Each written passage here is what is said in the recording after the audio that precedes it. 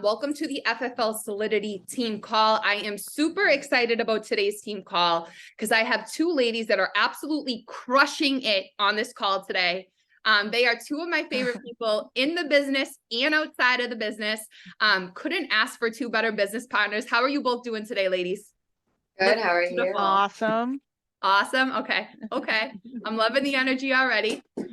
So like I said, I am absolutely ecstatic about today's call. I can't say enough good about these two. And one of my favorite things about Heather and Aphrodite is they both crush it. They both get results, but they pretty much do the opposite of one another. Like Aphrodite, you're like 95% in home. Heather, you are completely telesales, have been since day one.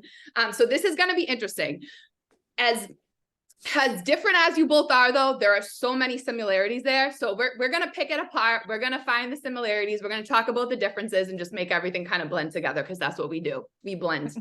But before we get started here, Aphrodite, if you could just talk a little bit about what you were doing prior to joining FFL and why you kind of joined FFL. What did that kind of look like for you? Before FFL, I just worked for a bank and I was in nursing. Okay.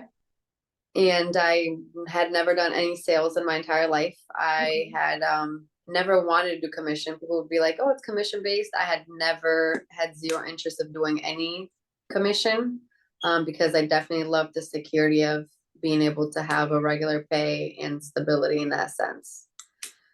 And then I just started FFL kind of out of nowhere. And what made you decide to take the leap? Like, what made you go get licensed? What was intriguing to you about Family First Life? Ooh, intense. So I was in nursing. I was in a very long relationship and everything just kind of hit the fan the wrong way. And I kind of changed my entire life in a matter of like a week. So I quit nursing. I started doing real estate before I started doing insurance, and a person that I was dating at the time was in insurance. So that's kind of how I got into it. But one of my clients from the bank kept talking about FFL, and I had hopped on a Zoom call maybe like 2.5 years ago at this point. And I had zero interest. I was just like, okay, I mean, it's just a bunch of people selling life insurance. I have zero interest in that. I was in nursing. And I was an RN, so I was making really good money at the time, but COVID kind of changed everything. Okay. So being in hospice care and seeing people pass away at a daily basis, I kind of just drove me the complete opposite way. So I kind of ended up making a huge move, changing my entire career, everything in my life, basically. Okay. Out of nowhere. And Aphrodite, how long have you been full-time with Family First Life now? A year. Okay. I just hit a year. Awesome. Yeah. I love it. Thank you for sharing that. And You're welcome. Heather, tell us a little bit about how you got started, why you decided to join FFL. I just showed up at the convention. Oh, sorry. Go ahead. Oh, no. I had asked Heather, but no, that's actually. Oh, my bad. No. Thank you for bringing that up because you know what? Let's backtrack a little bit because Aphrodite, how long ago did you actually get licensed? Like almost 2 years at this point, I think. Okay. But you've only been full-time for a year. Mm-hmm. And so was convention when you actually made the decision to go full-time? That's where I actually met Heather at the convention. And that's kind of where everything got started. I mean, Heather's energy is intense. So Heather just didn't let us slide from anything the whole time we're at the convention. And she basically just kept in touch with everyone from the group and kind of was like, make sure you go to the office. And that's kind of how I started, honestly. It was Heather's doing of like being on everybody. So being the mom. The mom. Literally right. The mom. Sounds about right. Okay. I love that. And that's where I actually met you too, Afro, was at convention. And That's right.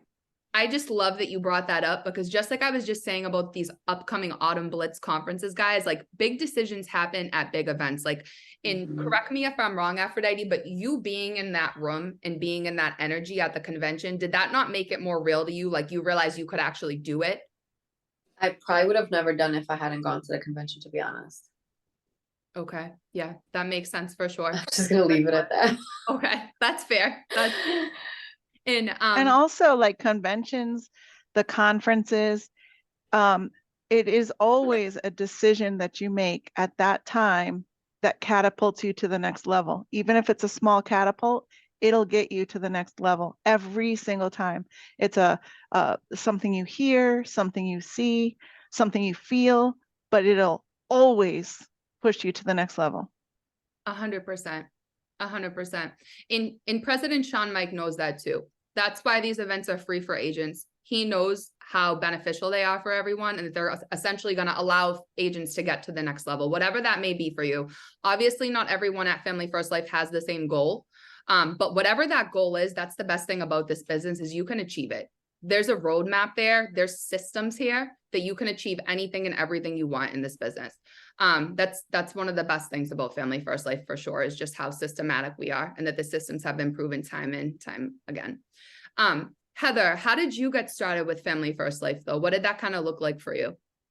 Very slow with Family First Life. I started at an awkward time. I was moving across the country, literally from Connecticut to Texas, not just Texas. Texas is 12 hours wide, literally to the edge of Texas and Mexico. So I was moving, but at the same time, we were running into issues with what I was doing. I was teaching online, and I was already used to the being at home. I homeschool my kids. I was already used to all that. So it never crossed my mind that I had to go into somebody's house. That actually kind of grosses me out. I know how you guys do it, but whatever, you do you.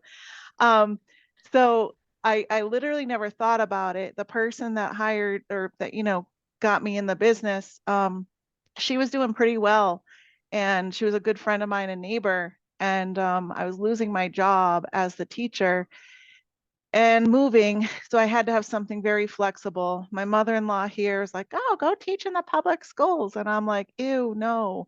I didn't want to do that.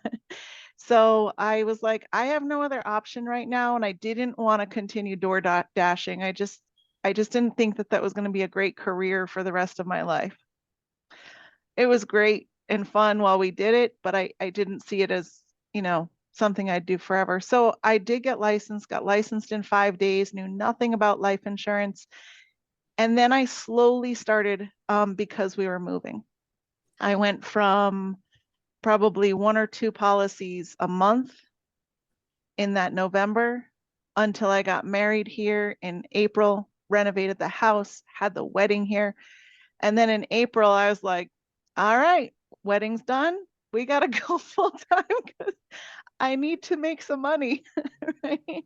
And El Paso's a city. I didn't really want to I think we DoorDashed a couple times here, but it was not something I just wanted to do. And that was in April. That February, the prior one, that's where we all met.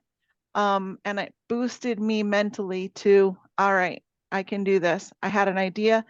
Afro, just correct me if I'm wrong. You never really thought you could, protect 20 families a month, right? Like, No, I was just trying to pay the bills at the time. Yeah, $20,000 a month is like, whatever. People can do that. That's great. But that's what these things do. They get you to believe it, and then you believe it and you can do it 100%. Everybody can do it.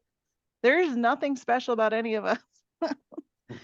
So the same convention that Aphrodite attended, that was your first convention, and that was a game changer for you as well. Yes, ma'am. Yes, ma'am. Immediately, I was like, all right, May. The wedding got done April 15th.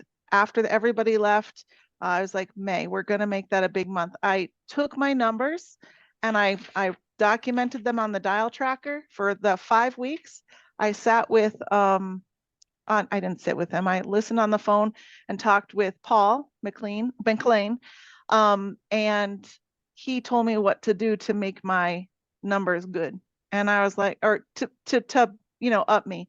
And I was like, okay. So I did that in May, and then I think I increased. Of course, I went full time at that point, but I have increased every month since.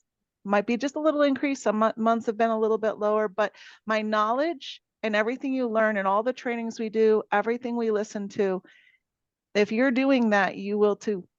If you're not doing it, you're not going to. 100%. Being plugged in is absolutely vital. Just because you're going to pick up on things from people and resonate with different people that you would have never heard of if you're not plugging into the weekly trainings and whatnot. So I absolutely love that. Now, Heather, so you've been full-time, if you will, for just over a year then. Yes, ma'am. Okay. And now when you both decided to become full-time, what were some of the troubles some of the troubles that you guys went through? What were some of the struggles that you guys went through, rather not troubles, struggles that you guys went through? And how did you overcome those as a new agent? Aphrodite, I'll let you start. You can have Heather go first. Okay. Heather has a very, Heather, She's a mom, you know, we got to listen to Heather first. Heather definitely had a few struggles.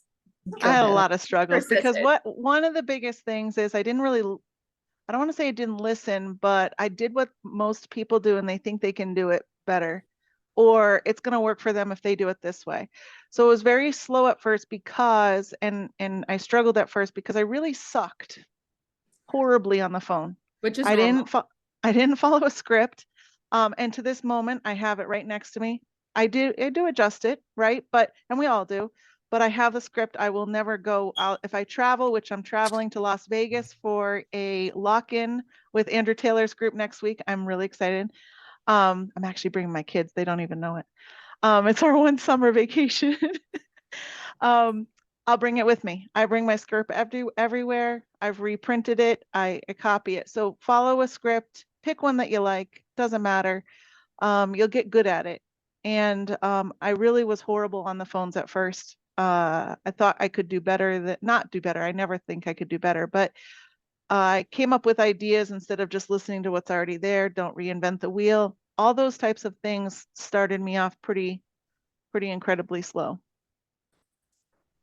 I love that. And just like I was saying earlier, guys, like anything you want to achieve in this business has already been achieved. So there's a blueprint there. Don't try to reinvent the wheel. That's literally the worst thing that you can do. At this point, there's so many agents doing this at a high level, whether they're doing telesales like Heather, they're in-home primarily like Aphrodite. The systems are there. So just follow them. Are you going to suck at first? Yeah, honestly, probably. You might suck for 3 months and then one day it's just going to click. It's all going to make sense and you're going to start getting the results that you want. The only way to get better is by putting the activity in and working towards those goals every day. It's completely normal to struggle. You're going through an inevitable learning curve as a new agent. Even if you're not newly licensed, just working with FFL as a new agent, like I said, it's inevitable. You're going to go through struggles. One thing I will say about you, Heather, is your struggles, you put it very lightly just now, but guys, Heather struggled hard for months and she just kept persisting. She kept getting feedback. She'd call me, Marisa, Rami, Paul daily and say, hey, this is what just happened. What would you have done? I wouldn't just call them and say that. I'd actually be crying, just so you all know. But she still persisted. And that's why I love seeing the success that you have now, Heather. And like your skill set has just improved tremendously and it's just going to keep improving. So I'm very proud of you. And I think your story is very inspiring because honestly, like 90% of people would not have persisted what Heather persisted through. So I give you a lot. I don't have a choice, Christina. If I gave up right now, I would be like really screwing my whole family, right? And anybody else I can help. Anything else I could do would never get me the results that I want to get to do that. Never. And I know that. And that's why we love you, Heather. And Aphrodite, I know you had some struggles of your own. What were some of the biggest struggles you had as a new agent and how did you overcome those? How would you help a new agent overcome those struggles? I feel like I lost a lot of time for the first almost 6 months in the business, honestly. Wasting time in the home, not setting the table up front. So I would go through the entire presentation and then they wouldn't give me the account number, or then I would find out that they didn't even have a bank. And I ran into that a lot for a while because for me it was awkward to ask them over the phone if they had an account or who they banked with, and B, I didn't want to get kicked out of the home. Because as a new agent, just being in the home for me was good enough. But then I started realizing that I was wasting a lot of time. So one thing I changed about that and obviously I stole this from people I dial with, because we just copy and cat everything. Usually on the phone, I'll ask people, I'll be like, hey, I have a couple of discount questions for you, Miss Mary. Are you currently a smoker or non-smoker? And they'll be like a non-smoker, or if they say I'm a smoker, usually be like, all right, well, are you willing to quit? And then I'll usually be like, second discount question, all depends on who you bank with. Do you have a credit union or a bank? And you don't have to tell me which one, just so it doesn't get awkward on the phone.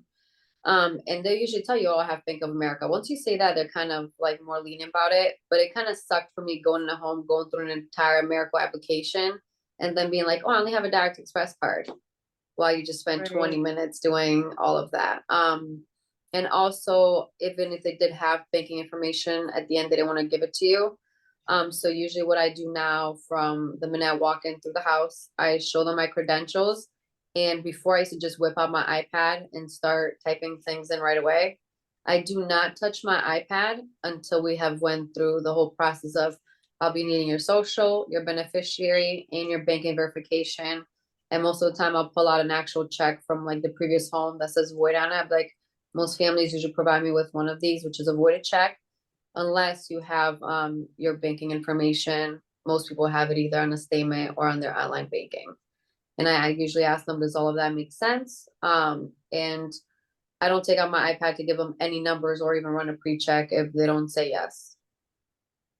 I love that. I love that. So essentially you're just being proactive versus reactive. Yeah, I was wasting a lot of time in the homes, honestly, and then not being able to get account numbers. It was, after a while, I got sick of it. So I was like, I need to change something. I love that. I love that. No, and that's so important, because the worst thing is when you're going through the application process and then they just won't give you the social, or they won't give you the banking. Yeah, It's like you both sure. wasted your time. Heather, how are you proactive over the phone? Because I know that might look a bit different than what Aphrodite said. So how are you proactive versus? Actually, I was just thinking about that. The first thing I do as well, of course, I try to do one call close. But with my dialers, I end up doing a lot of appointments. So either way, whatever I'm doing, I'm always doing the same script, whether it's one call close or if it's an appointment. Okay. And how I start that is by essentially, if they want an appointment right then, they have the 10 minutes, right? They're going to do it then. I immediately have put my licenses on my computer, so I can, through Ringy, send them a picture of my license for their state, and they'll have that. I go through why I sent it to them. Number one, it's got my address on it. That's a home address. I work from home. They love that. They love that I homeschool my kids. Most of the time they care. And then also, hey, at least you know I'm a real person. And then why you would have my license number is basically because you can look at me up on Facebook. My full name is there, but also you have my license number. And I don't say I'm required by state, because I just don't. I don't like to say that. I just say I like to give it to you so you have it. You can verify it on nipr.com, and so on. Then we move on to, okay, they're fine with that. Everything's good to go. Within that 5 minutes is when I do the, how it works is very simple. I'm a licensed broker. What does that mean to you? Well, I just gave you my license, and as a broker, I can look up the 40 best A+ rated carriers for you that are available in, let's say, Illinois. That's one of my top states. Okay. What that does is then at that point, everything's based on your age and your health. I'm going to ask you about 5 medical questions. There's no fluid checks, there's no blood, no urine, nothing like that most of the time. But with those medical questions, once you answer those, it gives me a good idea if you'll be declined, approved, and I don't want you to get declined. So the better information you can give me, that's good, or the most information you can give me. And then once we do that, I can pull up the best company that's offering you the best rate. At that point, we'll submit an application and to see if you actually get coverage. Does that make sense? Yes, okay. Of course, if they're not ready to do an application, right, they're only looking, that's when that objection is taken care of. We're filling out the application today, right? What I do add in there, though, is I understand if you don't have the money right now, that's not a problem. This still is just to get you qualified, that type of thing, okay? At that point, if we find something in your budget, what we're going to do is put in that application. The companies are going to need 3 pieces of information. They're going to need a driver's license. Now, if you don't have a driver's license, I know you live in the city, right? Because it's Chicago, and half of them don't have driver's license.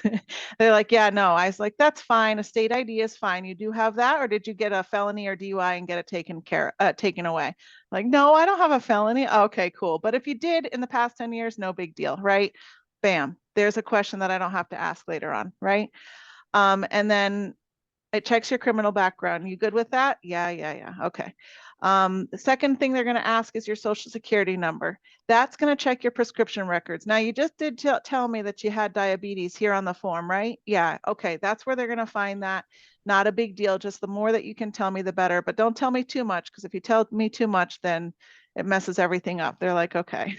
Sometimes you get people to tell you things from 20 years ago. You think that they're not going to qualify for anything, and then a month later they qualify for an IUL. So don't do that. Just be careful. You just wasted a month of time with that client.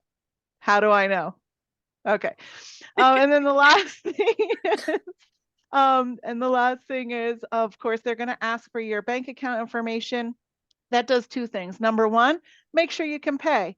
I don't want to get you into anything that you can't afford. So make sure that we can pay for something that, and what day do you think that you're going to want this to come out? Bam, September 3rd. Okay, well, it is in the distance, but I know if that person doesn't have the money in their account now, I don't want to waste too much time with them, but I will, I know a lot of my clients have disability or they have social security. So that's what I do. The other thing it checks is for money laundering. I don't know, this is a learning thing for everybody. I learned that after 9/11, that was committed by insurance fraud. So I use that, after 9/11, as long as you're not doing any insurance fraud, we can move forward, right? Yep, bam. If they don't have their banking, because a lot of them don't, 2 of them today didn't. My daughter has it, or my son has it. I'm like, all right, not a problem. I will give you a call back, or they can call me. 2 things. Number one, Judy might have had dementia, and that happens often, where they have something where their kid is taking care of their money, right? So it stops me from going through all of that. Nobody with dementia or anything like that believes that they have that. So they'll never tell you that. You only find it once you put that application in. Waste a whole bunch of time. So I'll have Judy's daughter call me back if she's in charge of the money. Of course, I never get called because she had dementia, right? So I would mark it down, put it in ringy that I'll never hear from her again. But hey, at least it was a sit, right? It was an experience. But then I don't know what I was saying. Anyways, the money thing. If her son has the money, I can't remember the second thing, but you get the point. Like, don't waste your time after that 5 minutes. We got it. Yeah. So it all just Heather guys, this is recorded. So if you need Heather's presentation at all, she basically just went through the first 10 minutes of it. So if you guys need a top sales presentation, we got you. Thank you, Heather. Yeah. That's Ryan Reynolds, guys. Ryan Reynolds. I should have known. He's my favorite guy besides my husband. We appreciate you. We appreciate you, Ryan. But essentially, whether you're in home or you're doing it over the phone, guys, being proactive is key. You want to just be proactive. You want to set it up on the front end to the point that you're not getting rebutted at the end. Just like Aphrodite said, the worst thing you can do is be going through the application and then they won't give you the bank information. And Heather, I love that you brought that up too, how you tell them about your children, you add them on Facebook. That's huge, especially if you're doing things over the phone, guys, because it paints a picture that you're a real person. It gets rid of that this could possibly be a scam, right? So Heather, I love what you do on social media with your clients. I think it's huge. And I think if you're doing things virtually, like on telesales, guys, it's vital, because especially if you're dealing with the elderly population, they're so used to getting scam calls. It's like Heather just paints a picture that she's a real person with a real family. Like sometimes Heather she'll send me photos of her like FaceTiming clients. She'll be showing them her backyard. She'll be showing them the bird, like everything. So if you're doing things over the phone, guys, just know that you do have to put yourself more out there, I think, than if you do when you're in home, just because you have to build trust in a different way. Is that fair to say, you guys, ladies? Yes, ma'am. Yeah. I'm going to put a quick plug in for my social media guru, Emily Anderson. She's on here right now. And Mickey, my VA, who helps with social media as well. Shout out If to anybody Emily. needs their information, just let me know. I'll get it to you Love ASAP. it. Love it. Um, thanks, Emily. It's the information's in the chat if you guys need it. And now you're both writing at a high level at this point. I know it always didn't look that way, but what are your schedules look like weekly? Like Aphrodite, let's start with you. Like what are your non-negotiables each week? What does your schedule look like? Appointment count, dialing, what does that look like for you each week, week in and week out? So we'll start with Monday.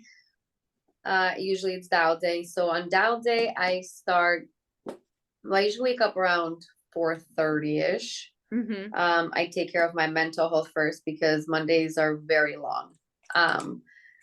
We start dialing at 8 a.m. and today I got lucky. I had good leads. Thank God I booked up like 14 appointments, but sometimes I don't finish dialing till like 7 p.m. Later. We really grind it At out. like 9:30 and you'll be like, yeah, I'm just leaving the office. It's crazy. So usually I'll spend the morning, and I feel like mental health and like physical health, honestly, in this business is very crucial. And that's not something that I was invested in prior to doing life insurance, because this business could be mentally exhausting. Because it sounds good, but it's definitely a grind for everybody who's doing it. So with that being said, I usually take the first couple hours of the day to work out. I usually journal in the morning. I meditate. I get everything prepared, which is myself. I make sure personally that I have everything set up the night before. If I had to print out my leads that morning or get ready that morning, it's already a fail for me. I couldn't do it. All my leads, my bag, my iPad, all my devices, everything is charged and printed and ready the night before. And the day of, the only thing I check is like my emails, and I take care of like myself first, and then at 8 a.m. I start dialing. And usually we'll take a break from like 2 to 3. I'll do a couple of pending stuff. I'll talk to my admin, take care of like pending apps, and then we're back to dialing from like 3:34 to like at least 6. And usually for booking, I try to stick to 15 to 18 appointments for the next 2 running days. I run both Tuesdays and Wednesdays as of right now. So usually my goal will be like 22, because that's my favorite number too. So even if I had like 18 or 20, I'm solid, because on Wednesday if I have a few hour like gap, I'll spend that time door knocking. And most of the time, I have to say, if I door knock, say 5 people, on a run day, I always get into a house and write a policy. Mm-hmm. The last week I have door knocked, for the last 3 running days, I had a 4-hour gap in the same time. It was crazy. It's never happened before. I door knocked every single day. I got into a home and wrote a policy, and most of my actual appointments either no-showed me, or it was like an AIG kind of coverage. That person that I door knocked happened to be my biggest premium and my most solid app of the day. So door knocking for me is a must. I don't ever not door knock. And then Thursdays, again, I book up a full schedule for Friday. Like today I have 14 appointments for tomorrow. And then I only have like 4 for Saturday, but Saturday we take it a little. You work a half day Saturday normally? Yeah. Okay. Most of the time, yes, I do. Okay. So you said so much good stuff there. How much of your business do you think you write just off of door knocks, Aphrodite? A solid 20 to like 30% for sure. Awesome. Awesome. And guys, like I said, For sure.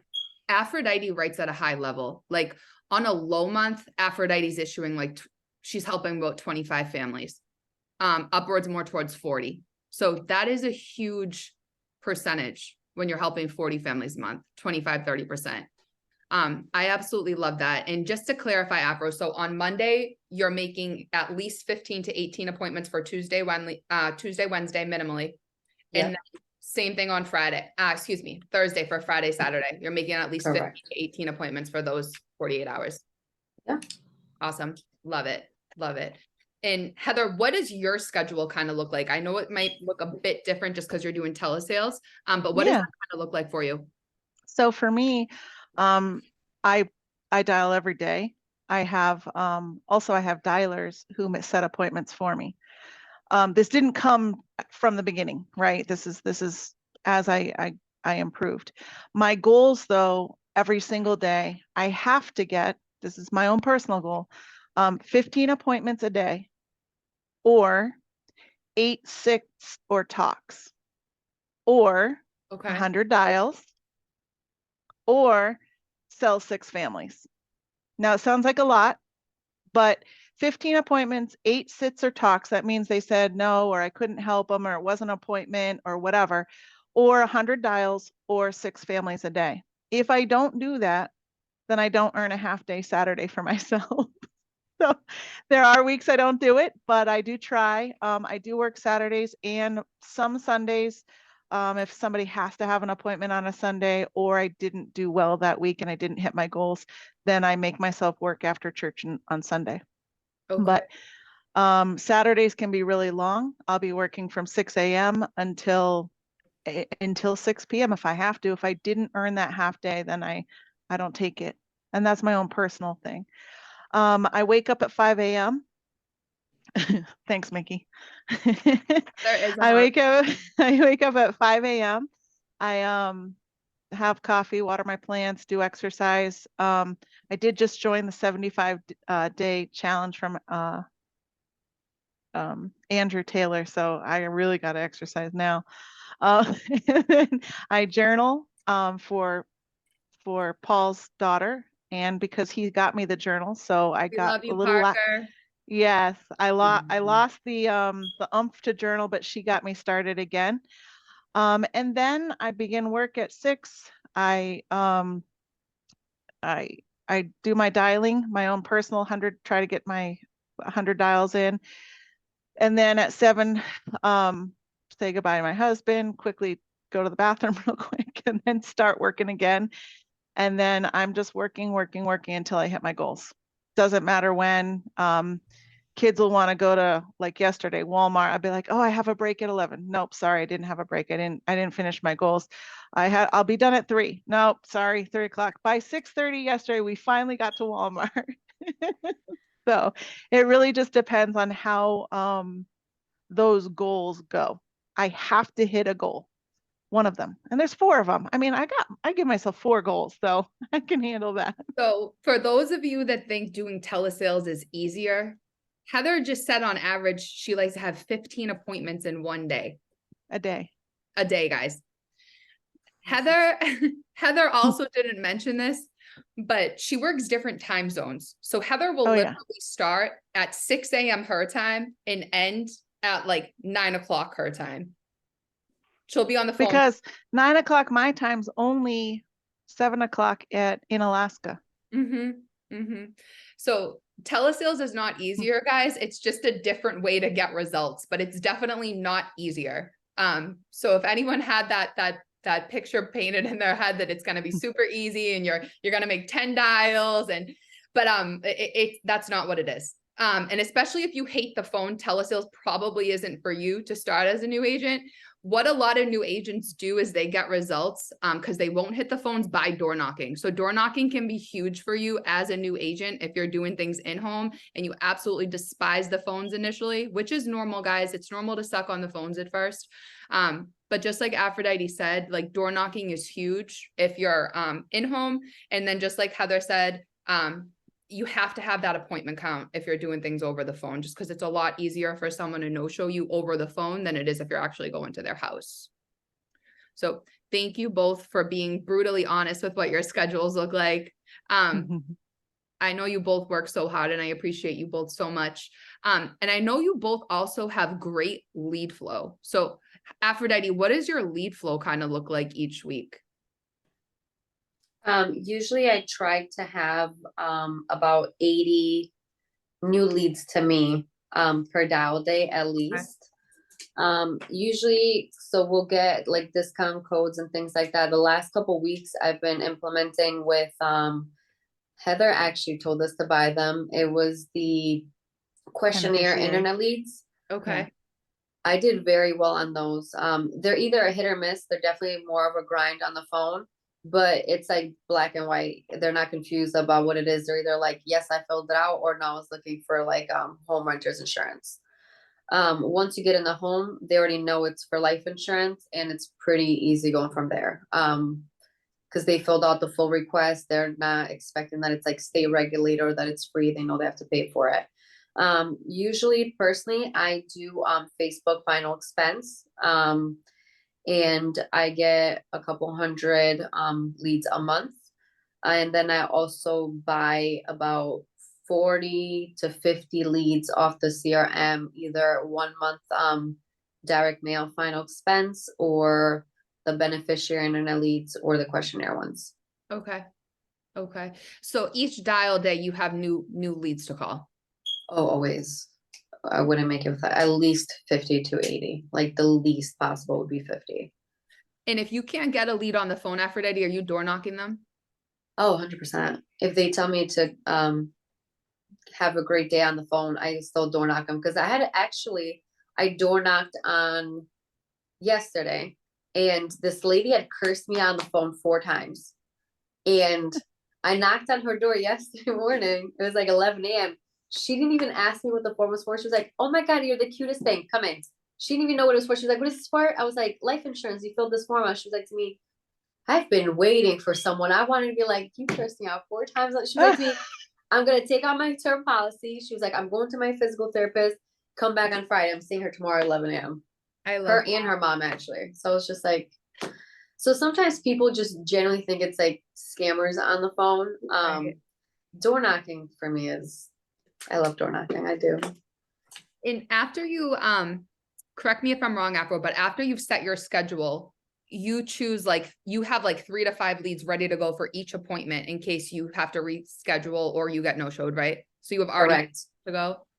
Yeah, so I stole Marissa's little thing there. So for each appointment that I have, I put 5 door knocks behind that lead. So if I get a no-show or something happens, I usually set up my Road Warrior either the day of or the night before. But I Okay. use Road Warrior. I'll throw those 5 in the app, and I'll just door knock in the meantime.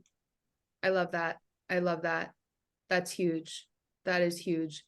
And Heather, what does your lead flow kind of look like? I know you have dialers now too. So talk to us doesn't a little matter. bit about that. What is that? Look Yeah, so what I had to do for lead flow is I had to have a consistent and be aware of what I was actually spending, because what I Right. do is I use Agent Lead Labs as my base.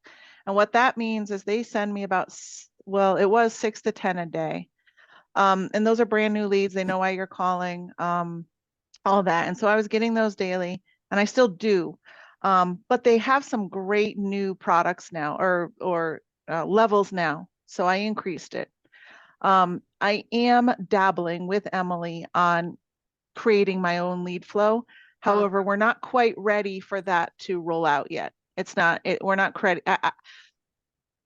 I need the guarantee that I'm going to get them, and we're not quite at that guarantee yet. But once we get there, that's what we're aiming for. The Agent Lead Labs are Facebook leads, and the look of it has their county. These aren't free, blah blah blah.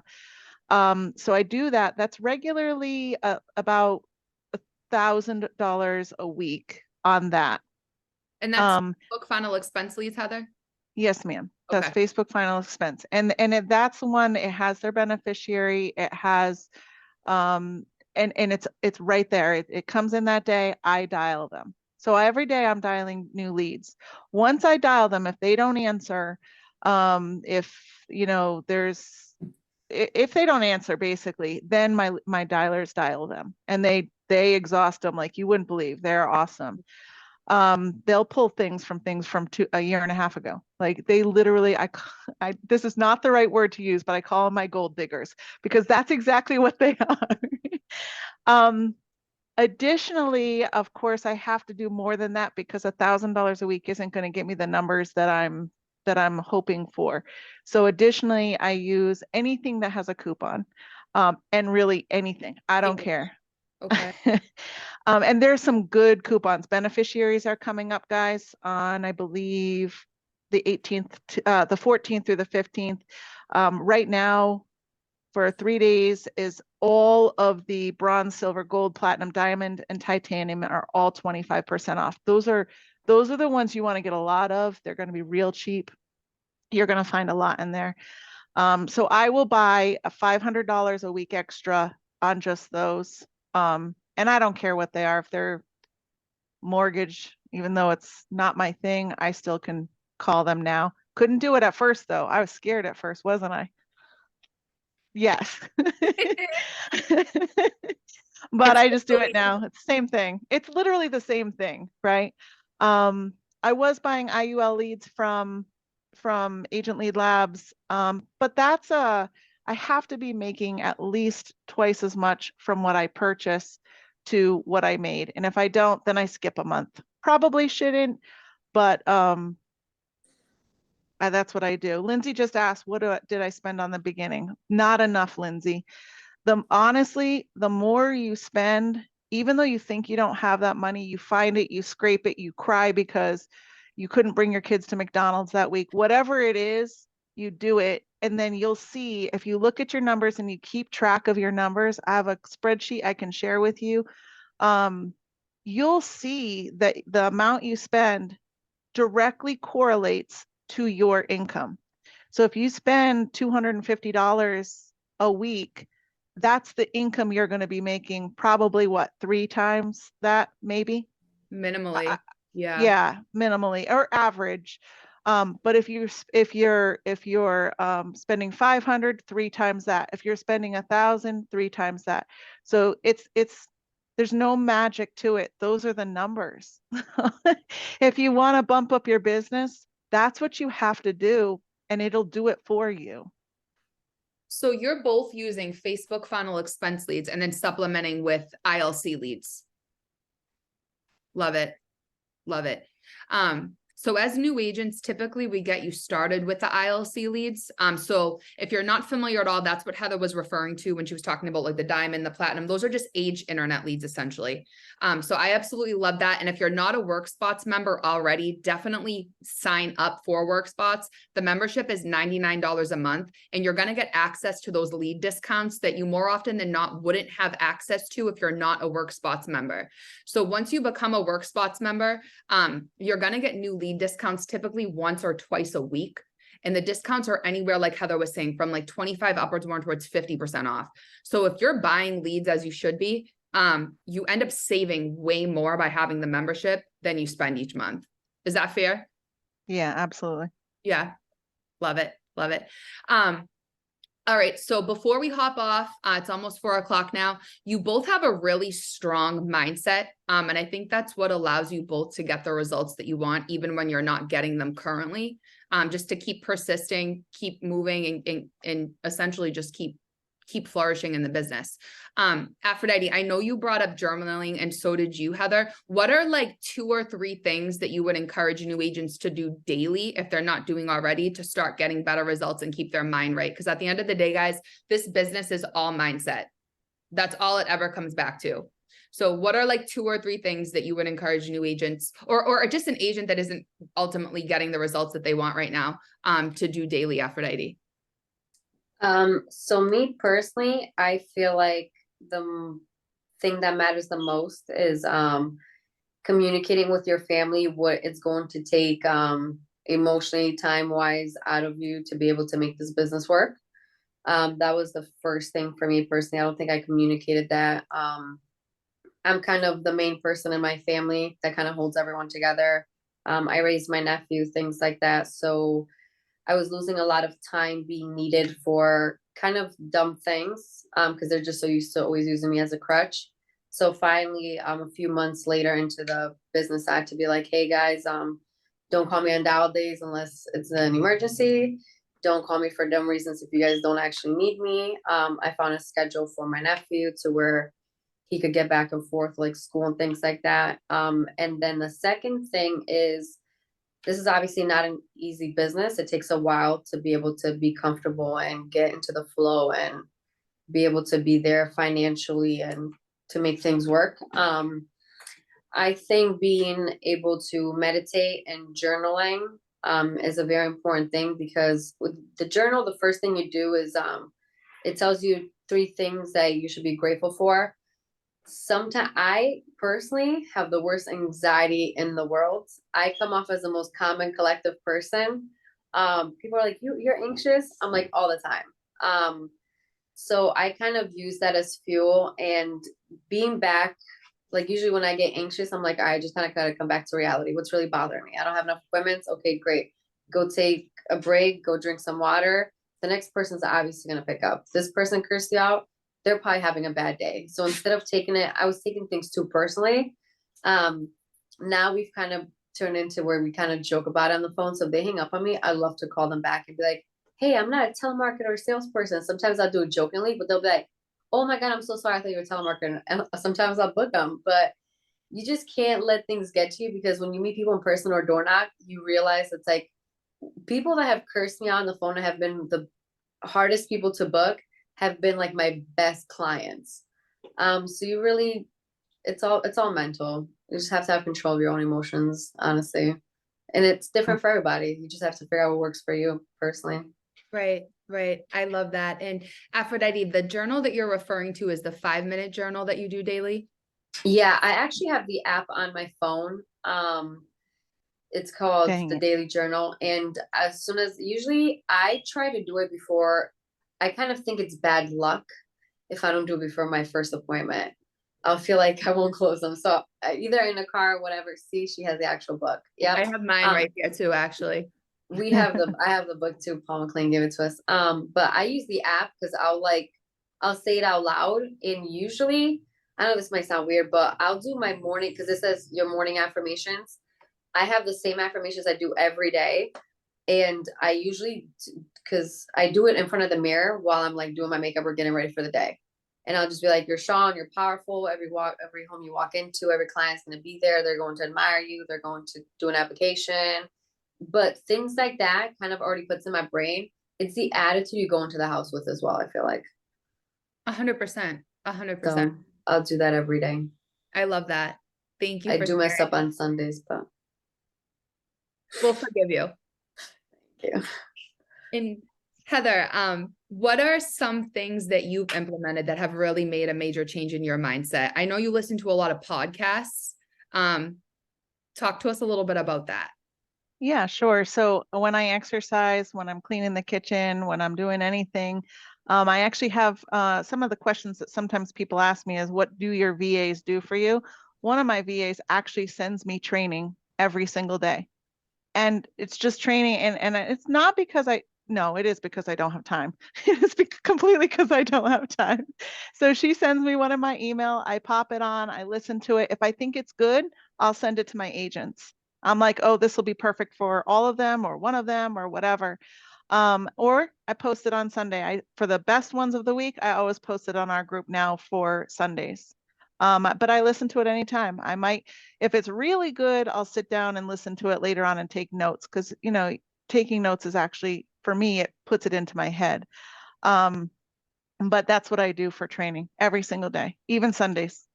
It'll be sometime on Sundays, whether I'm driving in a car or sitting in the pool a lot, whatever it is, that's when I do my training.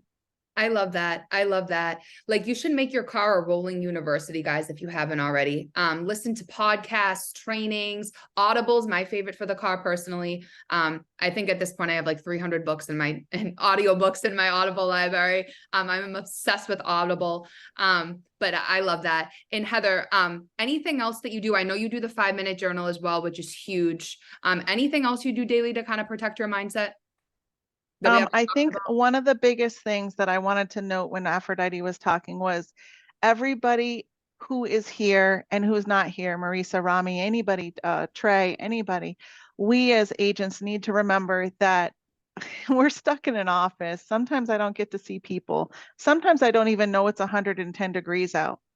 So you have to reach out to your upline. You have to reach out to somebody that you like or somebody that connects with you. Reach out to them. Use the tools that they have available. Don't make your own. Use their tools. Reach out to me. I could care less. Like, I will give you whatever I have. My kid sends them to you through email. He will even sit, he's 14, I have twins. They'll sit with you on a Zoom and teach you how to use Google Sheets. Like literally, we all are here for each other.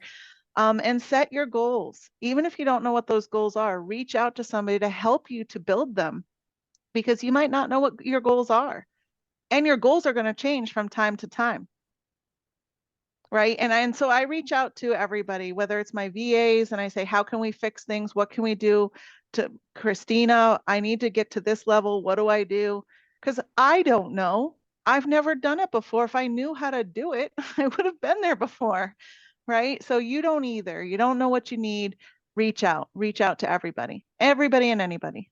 I love that. I love that. Yeah, guys, never be scared to reach out or up. Like I said, one of the best things about FFL is just that it's so systematic and someone in the company has achieved the goal that you're trying to achieve. So just reach